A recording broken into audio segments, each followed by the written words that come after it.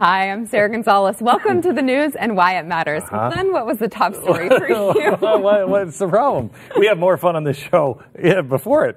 Let's see. Top story for me. I think I'm kind of torn, but I think it's the Cambridge Analytica. Okay. Stu? I believe the racistry of racism needs to be discussed on this program. Absolutely. I 100% agree. Pat? I love Mississippi's new abortion law. Love it. Mm-hmm. Okay. I got that bumper sticker. Do you? Yeah. Okay. President Trump's battle against the opioid epidemic. Okay. That's the top story. Glenn, why does this whole Cambridge matter? Does it not scare the hell out of you guys? Yeah. Did you watch the BBC or Channel 4's documentary? Did you watch it? Yep. Did you guys watch it? No. You have to watch it. It's 18 minutes. It's phenomenal. Do you see it? No, I didn't see it. It's terrifying because it's not, what Fusion GPS did is they just gathered all this stuff and then they tried to push it out in the press. Would anybody bite? Would anybody bite? Would anybody bite? They did the same thing. They just gathered all this stuff and then they gathered information on you and figured out what are you afraid of and not your surface fear, what deep down inside that you may not even say I'm afraid of. They gathered all of this evidence on you. And then they put you in a category. That's where his fear is. That's where his fear is. And then they served it up to try to make you angry.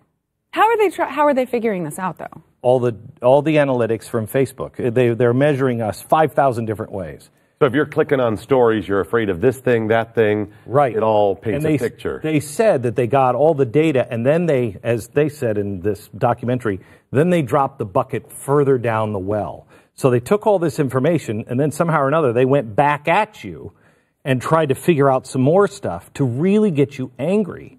That's terrifying. This is the manipulation of people's emotions to anger. So you don't think that there's any kind of personal responsibility still for their own emotions? Well, yes, there are, but it's more of a shared responsibility. This is 1984. This is exactly what they were doing in 1984. They'd figure out what you were afraid of, and then they'd manipulate you. You take this out of campaigns. Yeah. We're going to go to war if the government decides to go to war. We'll go to war with Canada because they will find what's in all of us, and they will use that to make us afraid. It is Joseph Goebbels' propaganda machine, just highly tuned. Michael Moore made a movie about us invading Canada. It was a long time ago, and it was not good. Just in case anyone needs that on record. I was afraid of Michael Moore. Yeah, I know. Yeah, he's very scary. It's weird because this is we all know that everyone tries to find out what message is going to connect with voters, right? That's what these companies do. I think you're right. It really is different, and it's elections have become almost exclusively an emotional exercise. I mean, the idea that policies mean anything, they only mean something to the extent that they trigger people's emotions. There's a very small slice of the populace that is actually looking at policies and trying to analyze these things this way. And it really is, it's we're in a society where like, oh my gosh, that's a trigger word. Okay, I don't, relax. But this is truly looking for your triggers and then just feeding it. I mean, I wrote a short little, dystopian story once about how you're on Facebook, but somebody wants to find out, I need somebody killed. So they just target one person. And all they're doing is they know what will motivate that person into anger, and they just keep feeding that and say, get this person. That way, the murderer gets away. That guy goes to prison or is killed. But the real murderer gets away. He's just talked him into it without him knowing it. Well, and it kind of reminds me of the push that you guys raved about, that, it was this experiment, but I guess we're also being experimented on ourselves. We are. We're finding terrifying. Where do we get access to the story to read it? Where do I find that? The one Glenn wrote? Yeah. That's called The Immortal Nicholas, right? No. That's not it? Oh, No, I got something story different from that. You said you wrote a short story. Up in here. I write these in my spare time. I don't want to go in that. Yeah, no, it's a dark place. It's not that interesting. Yeah. Okay. Stu, talk to us about racism. Racism is very important in this country, as we all know, and there's a very important study that came out, and it's actually really interesting, the data behind it. The New York Times has it, and they went through and analyzed 10,000 boys from like 30 years ago. And then they followed these 10,000. So it wasn't just like looking at 10,000 boys versus 10,000 boys today. The exact 10,000 people followed them through their lives. So really, obviously, long-term study. And what they found, and the big takeaway that everyone is taking from the study is racism. That rich boys who were black did much worse 30 years later than rich boys who were white. White people were more likely to stay in the upper. Started at the same. All started rich, Okay. and so they're much more likely to stay in the upper echelons of income. There's a lot of data in there to parse through, but the outcome is essentially racism. They blame it on racism, and like you kind of look at that, and I think everybody's initial instinct would be like, "Wow, that does seem like a real problem," and it probably is racism, right? Like, I don't know what else it is. We're not talking about people from, a poor area of the inner city. We're talking about wealthy people. They're starting wealthy. Why on earth would at the end would there be any difference? Of course, racism is defined by skin color, right? We all know that. Mm-hmm. And the problem is that they actually included the data for women as well. And here's what it looks like. If you kind of look at this full screen, you see the lines totally separate for white men and black men. But black women and white women, almost the same. Almost identical. In fact, black women may be slightly better. Yeah. And so it can't really be, as you see, their write-up, no such income gap exists between black and white women raised in similar households. And so it's not race. In fact, you can almost argue in a way it's reverse sexism, as it seems like the black men did poorly, but black women did fine. Do we know if how the homes were? Were they broken homes? Was there a dad in the home? Interesting you mention that. In the study, it does go into that, and that is a big part of this. So how is the New York Times headline, "This is about race"? Because a lot of people tweeted it after they wrote that headline. Gets clicks. It got a lot of clicks. That's exactly and because we need to have a conversation about race. We haven't discussed it. Never. I meant to bring this up once. Yeah. We had never. Surprised you mentioned it today because I never heard it brought up. Okay. I thought so. It does. That's what we have to say. Every time we haven't solved a problem in 50 years, we have to have a conversation. What is the difference? What is the difference beside the velocity and that it's really we're all being manipulated by an algorithm? This is just the dinosaur version of what the Analytica is doing, which is they're taking a story. They know this will sell. Their viewers or their readers want something about race. There's your boogeyman. Mm-hmm. Great. Here's how we frame this story. Push it out.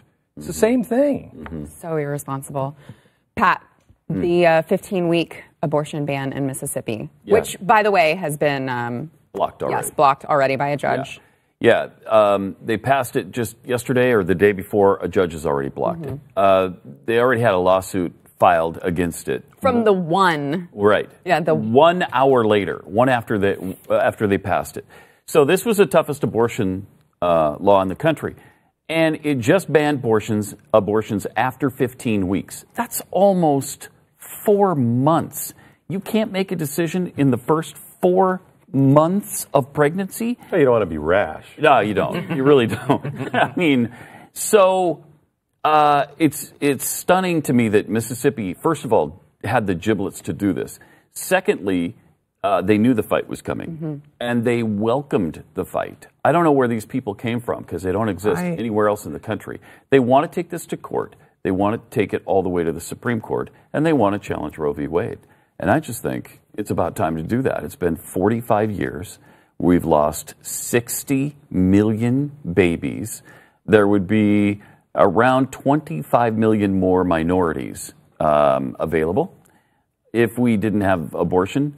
And it seems, kind of good for everybody because there'd be more people doing more things in a country. And isn't that what Democrats always claim? They're the defenders. They're the champions of the minorities.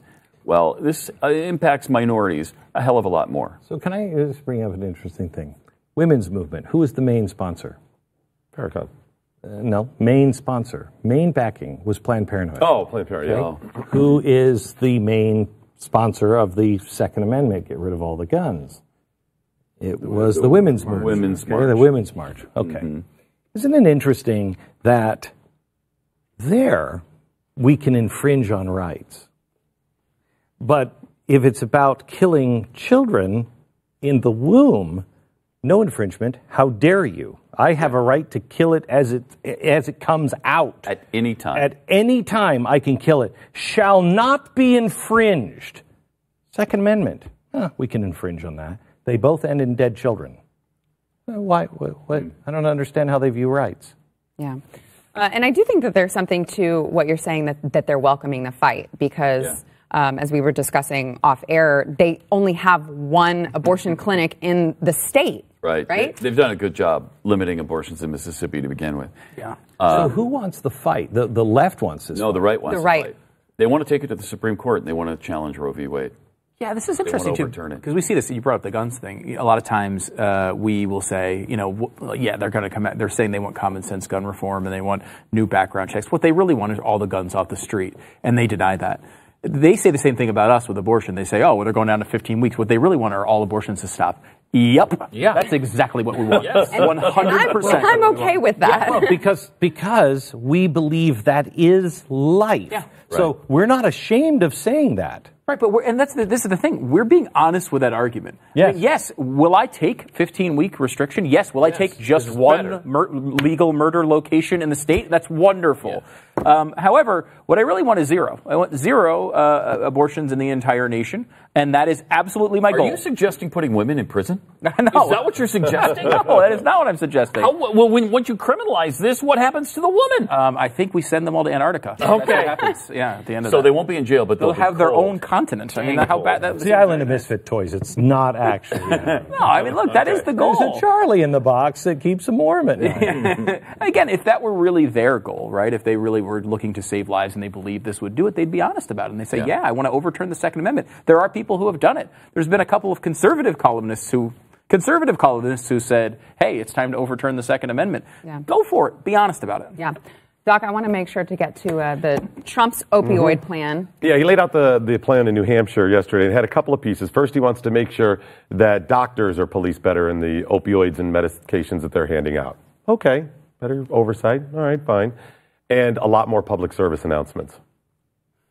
That's his big push. We need more. If those had worked in the 80s and 90s, More on drugs. we wouldn't have that right now. Doctors are overburdened with red tape. It's crazy.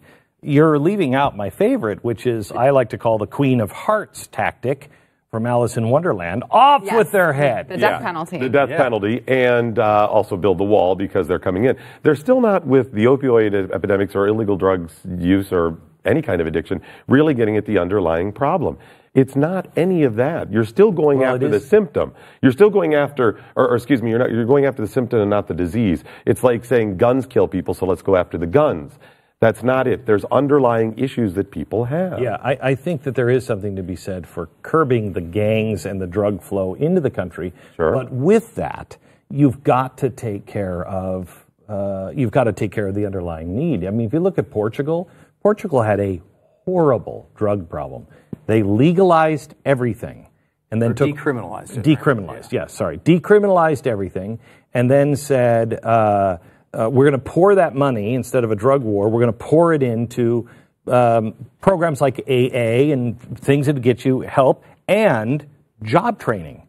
And their drug problem went almost to zero. I mean, look at how much drug abuse you have in opioids in rural areas that we never had before. It's a lack of perceived opportunity where people feel alone and isolated and they have no future. Yes. That's part of it. All right, we got to take a break. More to come.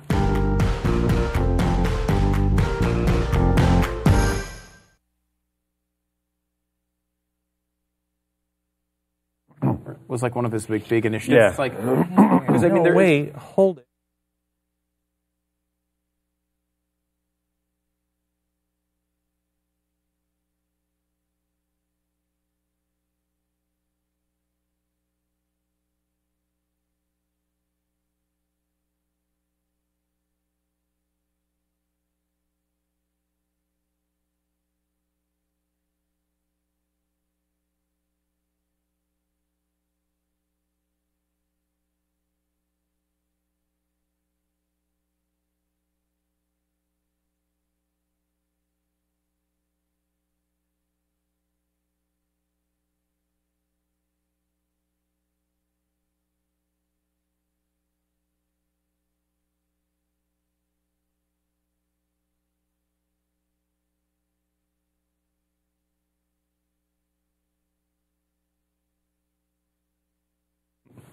Glenn, you talked a lot today about the illegal war in Yemen. Why did that matter so much to you? The Constitution. Yeah. I mean, Obama started a war in Yemen.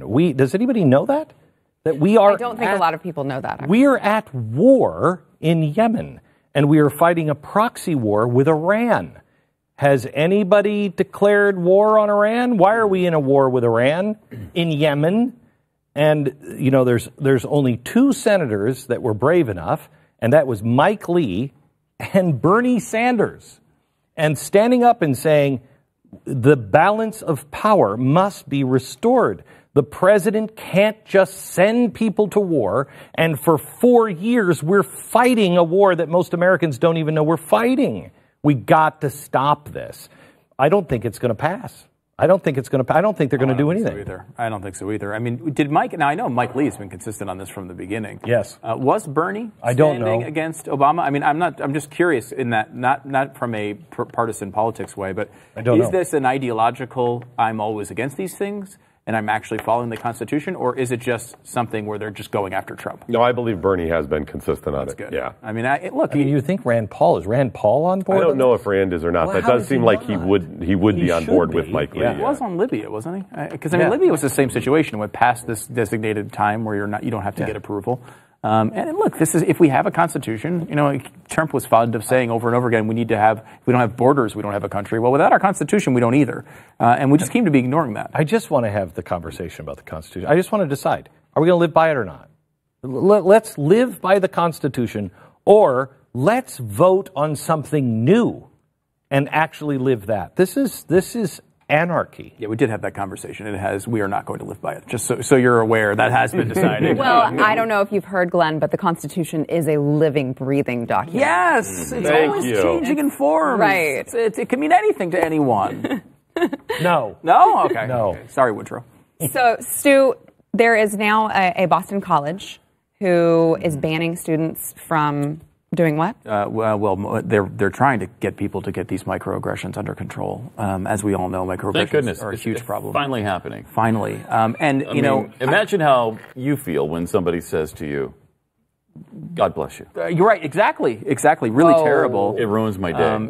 It's basically you implying that I believe in religious God. standard is the same. Right. And, Why do Mommy and Daddy fight about this? Now, there are 6 different categories of microaggressions that are pointed out, but I want to make one thing clear before we get into them. Okay. The word micro, for many people, you might think these are small transgressions. They are not. It's only micro versus macro. So micro is one person on one person, where macro is the entire society, clamping down. So is this a micro-macro aggression? No, this is a micro-micro. Micro-macro. And now there's 6 of these. Do you have the list, Sarah? I do. So anti-racism, anti-transmisia, anti-ableism, anti-Islamomisia, anti-sanism. Okay, now you're just making things up. Anti-queer-misia. What do you think? This is a real thing. What do you think the whole leftist movement is? It's all made up. Now they're making it up. They're literally just making up words. Yeah. No, but I did read that that this misia comes from a Greek word for hate or hatred.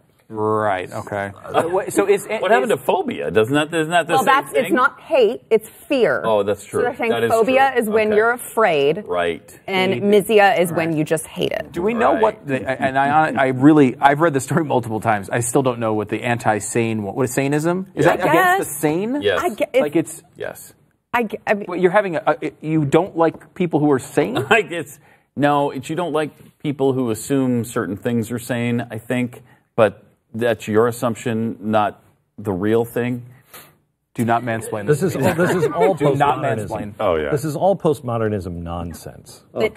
you're also, of course, not allowed to say Merry Christmas. Of course. I was reading an article. I actually had to look this up. I don't remember what it was, but it was like they were a hordeau. And I'm like, what the hell is a hordeau? I insist on being called, and it wasn't hordeau, but the first part was HOARX. Okay? It's a new postmodern word for people who believe that whores are people too. Swear to you. I believe no. Yeah, they're people. No. This was a professor of some feminist professor who described herself description of her, and one of them that she was a whore, something or other. And I'm like, I've never seen that French word. I've never seen that. No, it just meant that, she is proud that she's a whore. I'm like, because you spell it differently doesn't. This is a weird freaking world we're living in. Pat, oh my God. The Uber self-driving vehicle, of course, hit and killed a pedestrian in Arizona. What's your take on that? Well, I think that's going to push back the whole self-driving thing a while, don't you? I mean, I don't know, but if it slows down my Uber Eats, it's going to slow down your Uber Eats. At least being driven by a car by itself. They've had a couple of accidents, and they've always been blamed on the humans, but this is the first time they've had an accident that was actually blamed on the autonomous mode of Uber. You know? It didn't apparently sense that the biker was... Right. And there was an operator actually in the vehicle. Yeah. That's what I'm confused. The operator must not have been paying attention. Maybe they're too comfortable already. And I guess they didn't go through the crosswalk, like they went on a non-crosswalk side, but that shouldn't. Right. I mean, these things have to be able to pick that stuff up. You have to. It's tough because I think these things get, at some level, obviously if you're a family member, you don't agree with this, but it's like, they're going to get blown out of proportion. We're going to focus on one death and how many are we saving. That's all it takes, as you know, Stu, to cause mass hysteria. Yep. Aston Martin has a line of completely autonomous cars coming out, and these things look incredible. They look like something out of iRobot with Will Smith. And they expect it to be fully operational, ready for sale, ready for mass marketing by 2023. It's 5 years from now. Cadillac says 5 years. Cadillac says 2020, fully operational. Wow. This Death Star will be fully operational. Wow. Yeah. Okay, we got to take a break. Stay with us. That's amazing. Yeah. But I mean, how many lives are saved, right? 30,000 people die a year.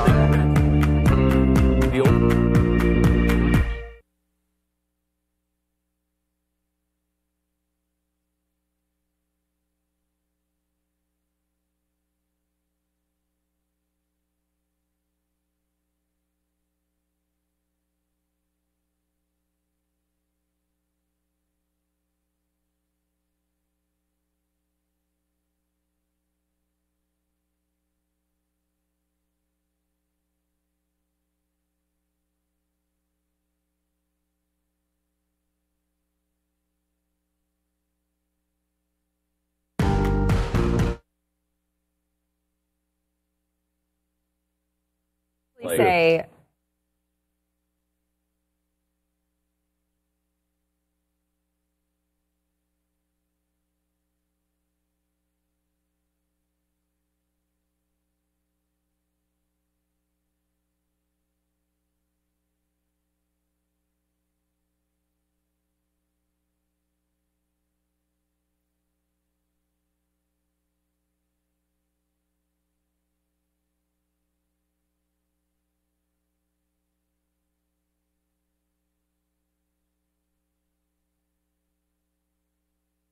None of it. Doc, give us the latest from Hollywood with the Weinstein. Weinstein Company being sold. They filed for bankruptcy, and they found out there were some unmentioned liabilities when the people went to buy it, and that's likely lawsuits.